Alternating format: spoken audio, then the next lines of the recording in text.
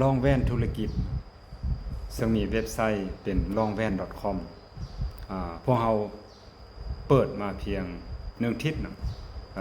ปัจจุบันนี้มีสมาชิกอยู่ประมาณ13คนนะคุณสมบัติในการเลือกสมาชิกแม่น1แม่นฮักบ้านเกิดเมืองนอนเนาะแล้วก็สนับสนุนอุ้มสู่ยู่หนุนซึ่งกันและกันเนาะอันที่3แม่นใช้สินค้าแล้วก็การบริการเนาะของสมาชิกเป็นบุริมสิทธิ์เนาะต้นๆเนาะเพื่อเฮ็ดให้เงินเนาะเฮ็ดให้เงินมันหมุนเวียนเนาะอยู่ในบรรดาสมาชิกเนาะเฮ็ดให้สมาชิกมีความเติบโต